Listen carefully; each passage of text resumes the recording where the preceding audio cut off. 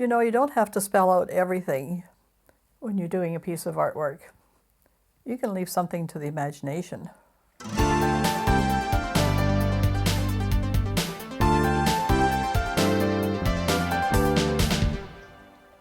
Hi everyone, welcome to my Shoreline Studio. I'm Sybille Muschik, and behind the camera is Joshua Blanc.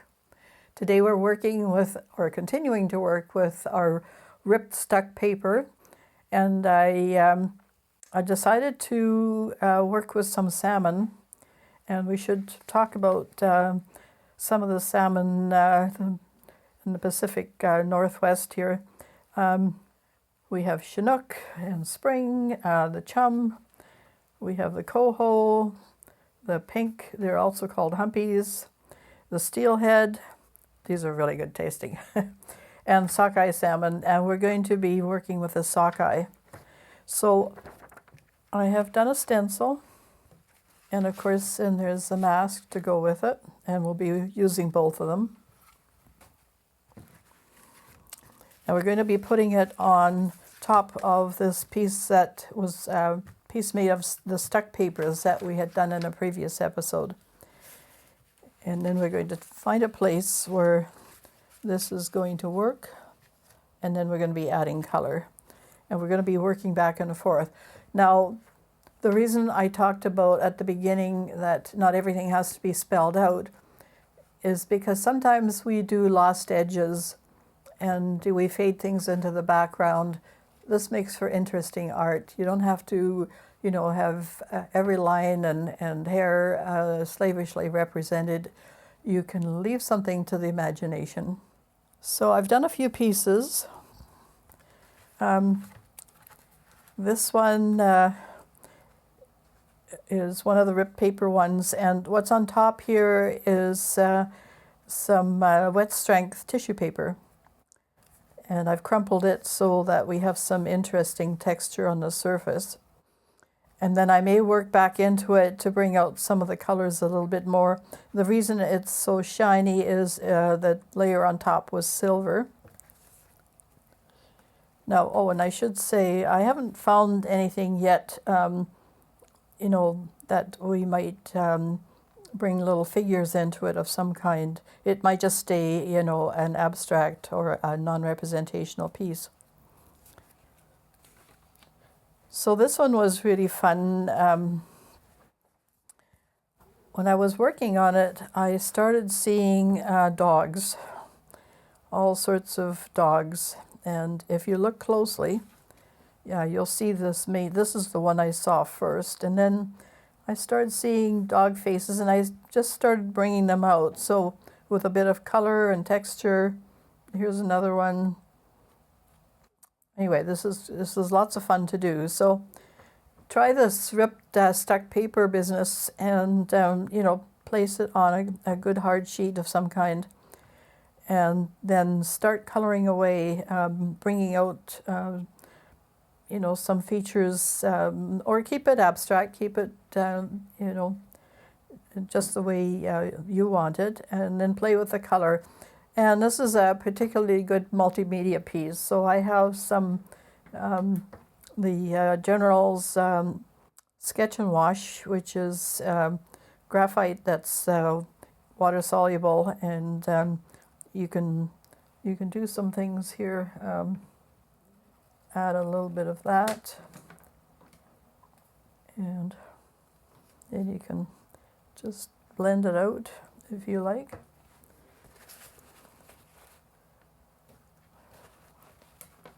And just work. I'm not anywhere near finished this piece, so it'll take me a while to figure it all out and sharpen some areas and define some areas, and just generally play around. So this is really a fun project to do. So, you know, here's another dog. I missed that one. I'll have to bring that one out. Anyway, they just seem to pop out of nowhere, and with artwork, that's the way you should be, is look for things, work with it, bring it out, let the painting teach you what it wants to, for you to learn, and for viewers to see. So we'll put that one aside. So I did a stencil, and here's the mask for it. So now, and this was a piece that was stuck papers again, and the wet strength tissue paper on top, crumpled. And so then I'm looking for the front of the sockeye is usually green. Now, when in the ocean, it's a nice silver color, but as it starts on its spawning run every 4 years or so, the head turns green and the body is very bright reddish orange. So we can work with that. And we're going to start just with the, I will probably tape it down a bit, otherwise it's going to move on me. I'm not, because there's all sorts of layers of matte medium on this, I'm not going to worry about it sticking and, pulling up something. So that should be fine. So we can outline here with, just have a little water here on the side and damp it off a little bit because it will be sort of mucky. And then you can just outline the fish.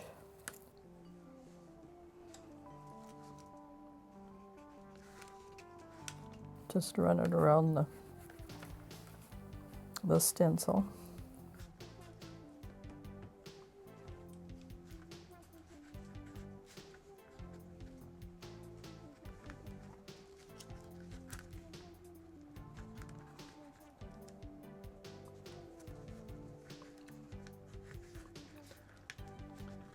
So this is the one where we're mostly spelling things out, but we may fade out some areas of it. So we will be working back and forth and probably doing some negative painting as well.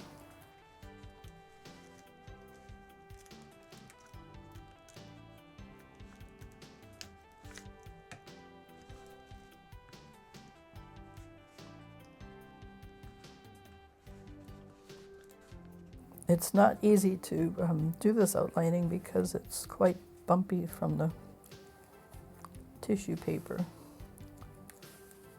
But we'll just carry on here. And if you haven't worked with this sketch and wash, at least pencils aren't too expensive, and I think you can find them at Amazon or any good art supply store. Probably have to look for it online.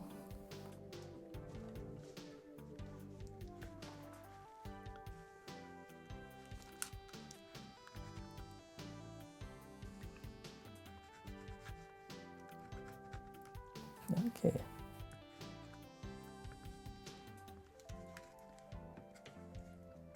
A little bit more here.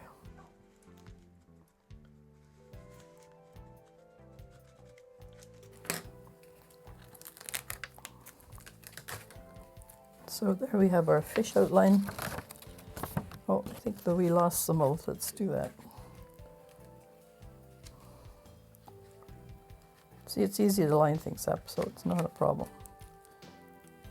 Yeah, they have a vicious looking mouth and teeth to go with it. And of course, once they finish spawning, they just die. That's their life cycle, and they have done their job.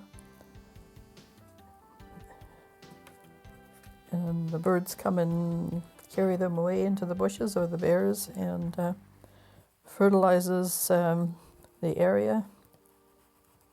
It's what the trees rely on. It's a lovely cycle of life. Okay, there we go. Okay. And then we can probably put the eye in.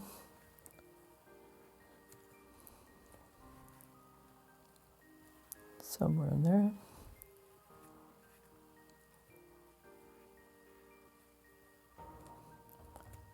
And I've placed this so that where the gills are, that's going to be very obvious. So that's our line for when the red starts. So now you have a bit of an outline, so you don't want that too sharp. So you just go over it and pull it towards you so that you have an edge there.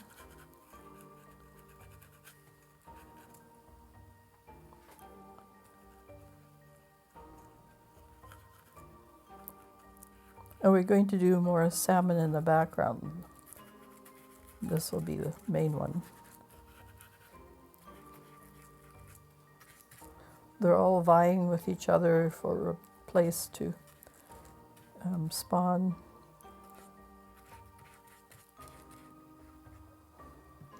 Fighting and so forth for the females. And okay. Now if you've gone over the edge a little bit, it will wipe back like this. There you go.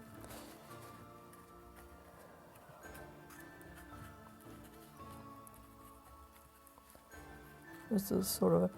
Now the sockeye don't have a huge hump. They have sort of a bit of a bump there, but the humpies are a different species, so...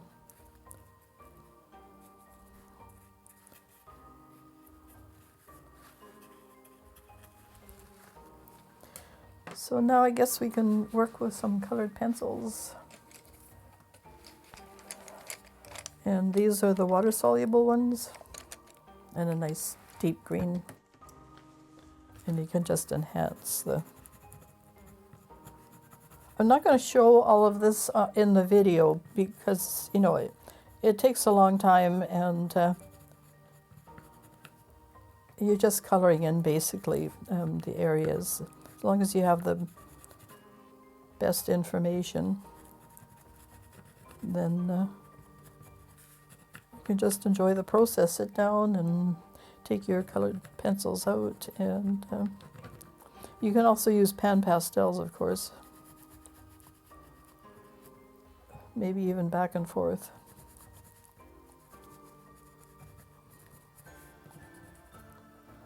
So the green was there in the collage part, and I'm just enhancing it a tiny bit.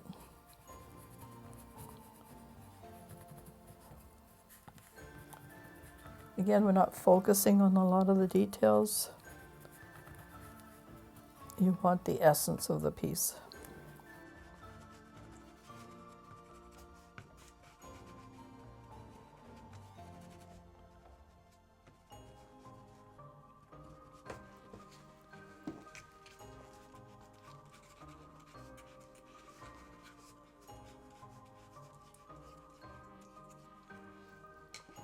And then from here on. So all these colors underneath, when a fish is swimming in the water, it often glints different colors. So that's sort of the effect we're trying for here. So all the rest of this is going to be fairly vivid.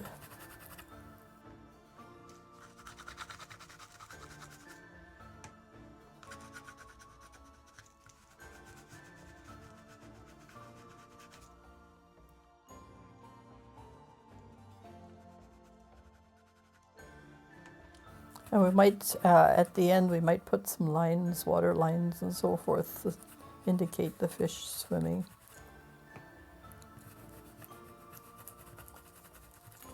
So work in small areas.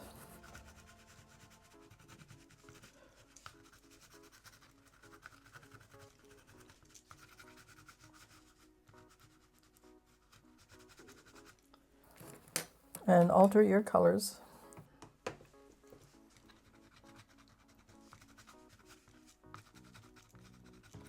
You can, I'm ranging some from bright red to cerise, depending.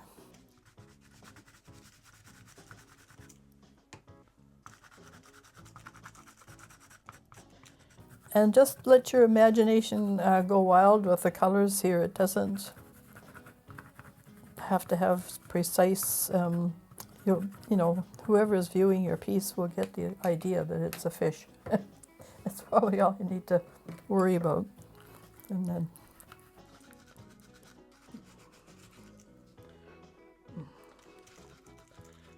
and from the look of it, I think most people recognize that it's a salmon type. Now here at Bushy Lake, we don't have, you know, the spawning salmon. They could head up into the lake if they wanted up the creek. But, and one of our local lakes has landlocked salmon called kokanee, but Bushy Lake doesn't have those, they just have rainbow trout. Mind you, if you're into fishing, it's a lovely lake to fish, and it's stocked every year.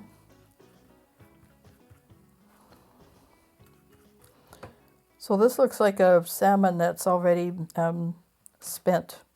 Okay, so now we can do the mask, and here's where this business of leaving something to the imagination comes in.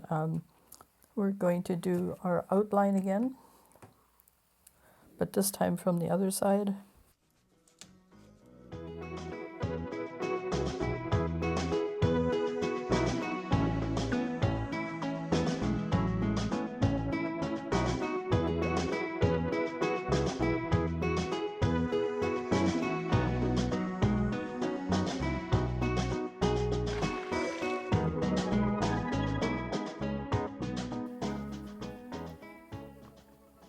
And so you're only going to see a tiny bit of this one. You just have to think about, you know, about the rest of the fish. It's there somewhere.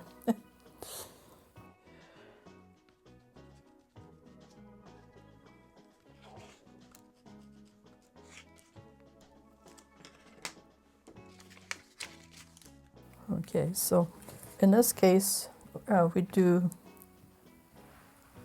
a little bit of negative painting, and we bring the sketch and wash graphite out, and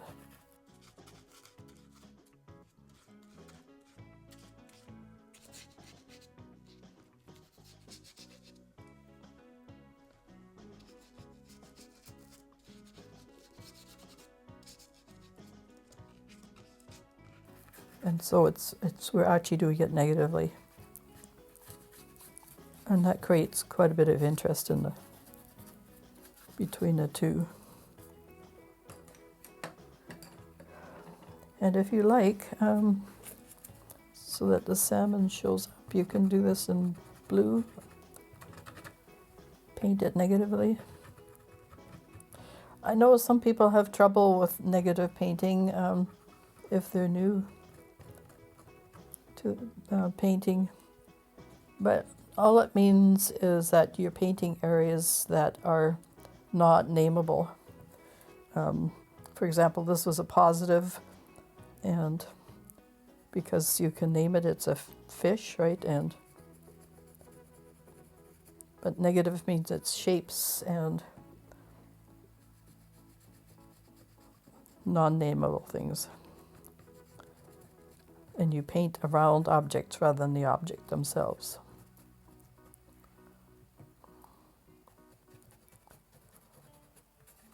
Because this is a water-based pencil, you get these nice washes happening, and I'm picking up some of the areas where the tissue paper crumpled, and it's almost like the dappled light you see in streams. So that's kind of a bonus effect.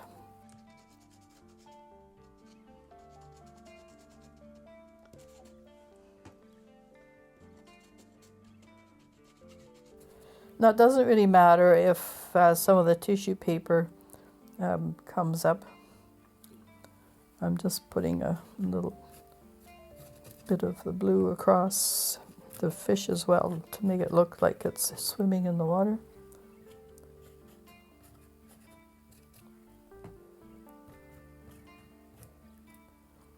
And then when this dries, you can go back in and color the fish a bit more.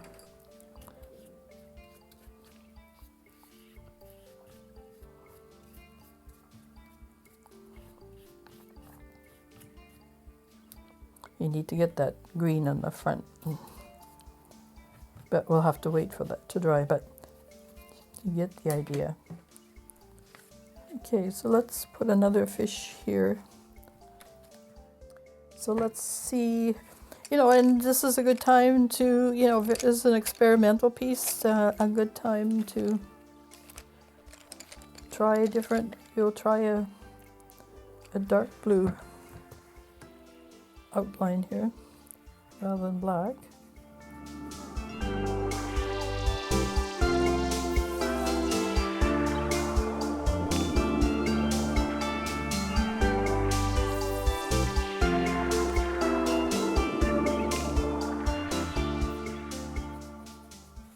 You can be quite generous with it because it will wash away. It's not like the acrylic paint where, you know, whatever you put down, you have to work really fast if you're going to be wiping it back, which is why I've decided to use these water-based colored pencils.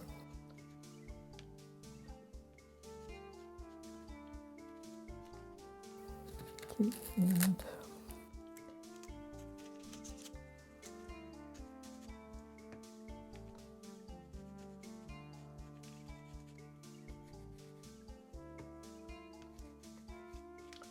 yeah, negative painting is really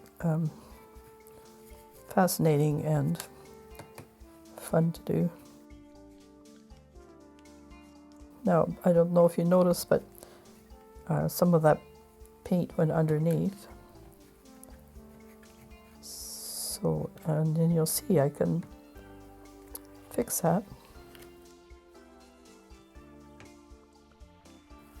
Just by wiping it back. So almost there.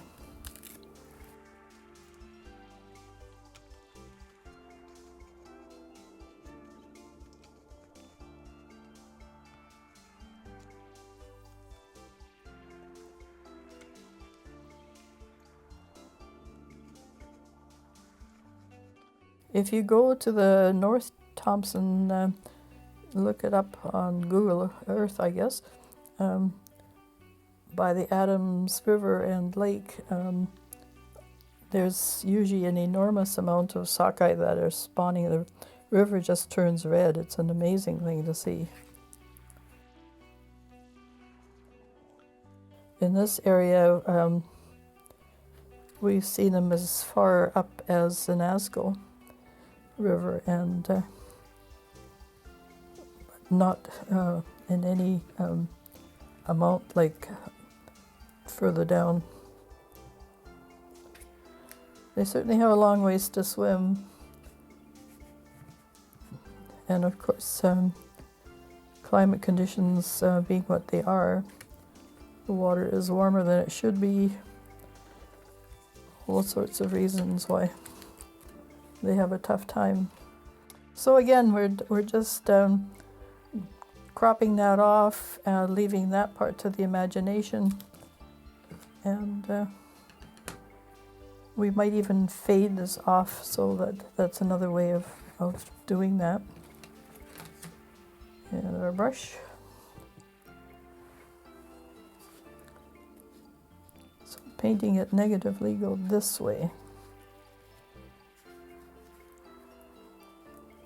So wiping it away from the, and we'll add lots more color. I'll show you what it looks like if you add more.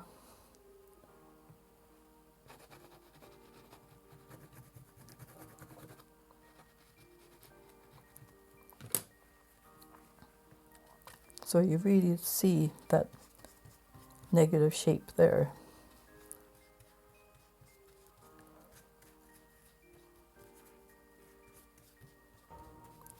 And like I said, we'll just fade off these lines a bit.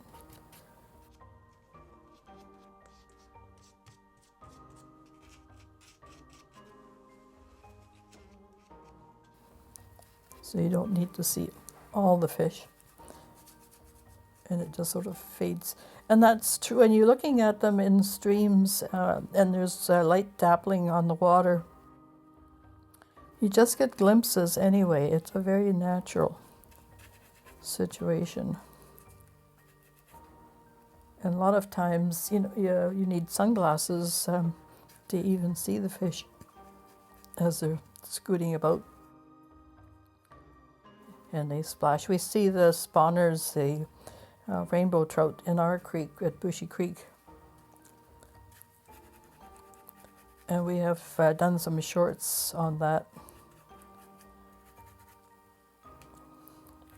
And it's fascinating to see them swimming back and forth and fighting with each other, you know, trying to get the female and trying to, you know, find a spot to spawn. And of course the trout aren't like the sockeye, they don't die after they spawn. I'm not sure what the lifestyle or the lifespan of a rainbow trout is. It is a salmonid as well. So let's put our eyes in. I think much more likely to see it as a fish if you see the eyes, I guess. There we go. And we'll just get those mouth parts. Those are important. That distinctive look that a sockeye has.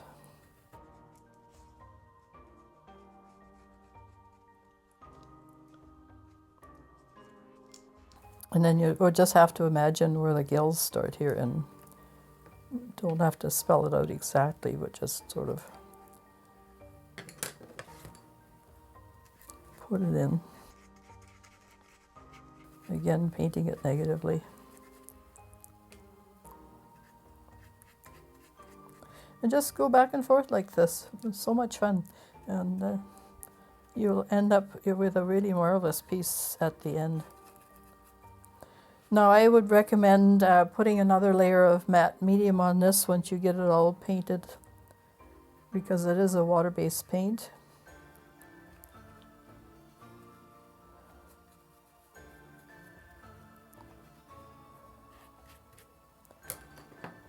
And we might just outline the little fins a bit more.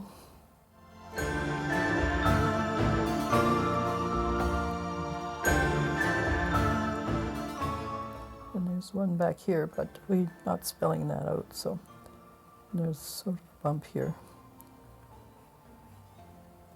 Then this just fades off into the water background.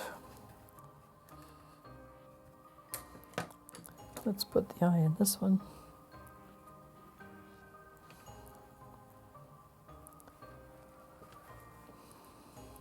And we need to shore up the mouth on this one. And we'll put an eye in here too. So suddenly the whole thing starts to come together. It's amazing the importance of the eyes. And let's do the negative of this mouth part here.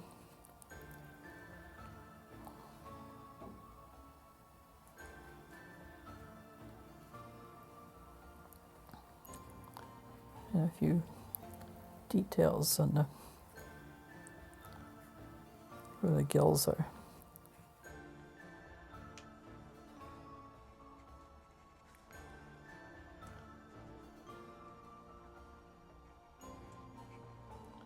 And there's some mouth parts here, because this one was done with a stencil. It's, you know, we can put a little bit more detail in. Okay, just to indicate, you know, the base here of the creek, wherever it's spawning. We can add a few pebbles. And your collage here will help you define some of the shapes because you already have them there. You just need to outline them a little bit. And again, do it negatively and then wash them away. You can add some shadow areas.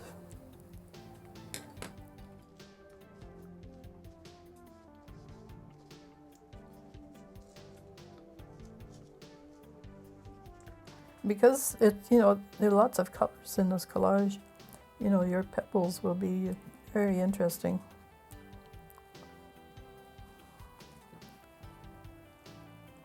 I'm not using that stark black. We'll just use the brown. Here's some white ones.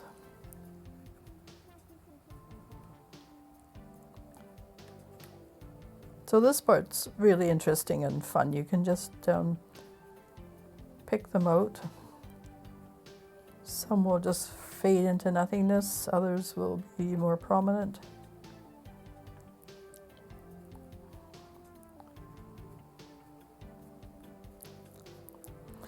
And you could probably put a few frondy weeds in.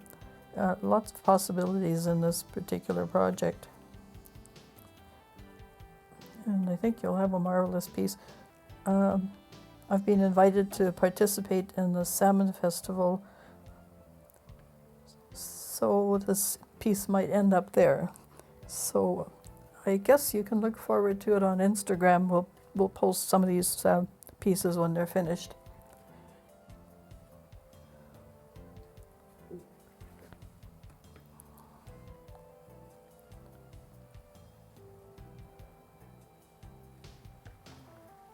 Our salmon are very important for so many reasons, and hopefully by calling attention to them we can help them thrive.